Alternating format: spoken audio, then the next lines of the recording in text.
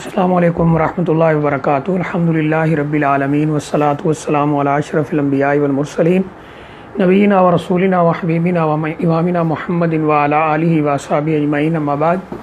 قال اللہ تعالیٰ فی القرآن الکریم یا ایھا الذین آمنوا کتب علیکم الصیام کما کتب علی الذین من قبلکم لعلکم تتقون ایاما معدودات فمن کان منکم مریضا او علی سفر فعدۃ من ایام اخر۔ قابل احترام بھائیوں، دوستوں اور بزرگوں، اللہ تعالیٰ نے مسلمانوں پر روزے فرض کیے ہیں جیسے پہلی امتوں پر فرض تھے، تاکہ ہم متقی اور پرہیزگار بن جائیں۔ کچھ لوگ وہ ہیں جن کو اللہ تعالیٰ نے، نبی صلی اللہ علیہ وسلم نے، شریعت نے روزہ چھوڑنے کی اجازت دی ہے، جن میں دو تو وہ ہیں جو اس آیت کریمہ میں ذکر ہے، فمن کان منکم مریضا او علی سفر فعدۃ من ایام اخر، کہ تم میں سے کوئی مریض ہو یا وہ سفر پہ ہو تو وہ روزہ چھوڑ سکتا ہے، بعد میں رکھنے ہوں گے، جتنے چھوڑیں گے بعد میں رکھنے ہوں گے۔ اگر مرض ایسا ہو کہ اس سے انسان صحت مند ہو جائے تو روزے قضا کرنے ہوں گے، اور اگر مرض مستقل ہو جائے جس سے صحت یاب ہونے کی امید نہیں ہے تو فدیہ دینا ہوگا۔ ایک روزے کے بدلے میں ایک مسکین کو کھانا پکا کر دینا، فدیۃ طعام مسکین اللہ نے فرمایا ہے۔ تو دو تو یہ ہیں۔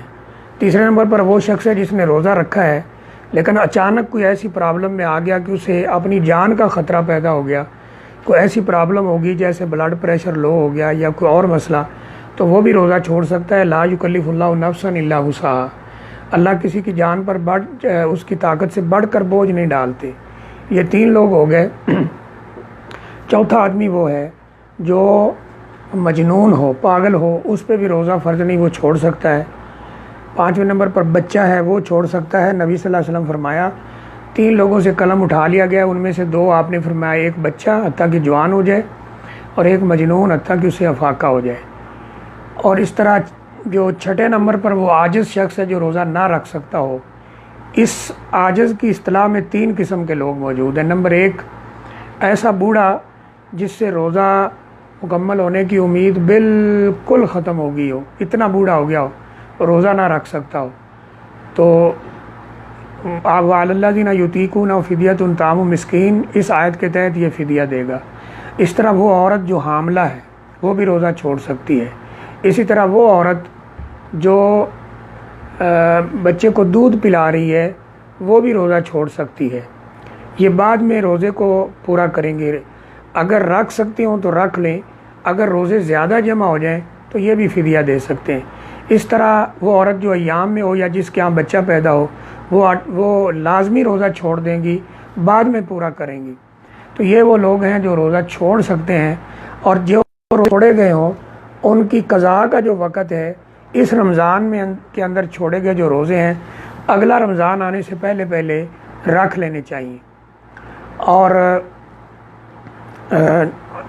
اس میں یہ بھی شرط نہیں ہے کہ اکٹھے رکھے جائیں، یعنی آسانی ہے کہ الگ الگ آپ جب بھی رکھ لیں۔ یرید اللہ بکم الیسر ولا یرید بکم العسر، اللہ تمہارے ساتھ آسانی چاہتا ہے، تنگی نہیں چاہتا، اور اللہ تعالیٰ کسی کی جان سے بڑھ کر اس پر بوجھ بھی نہیں ڈالتے۔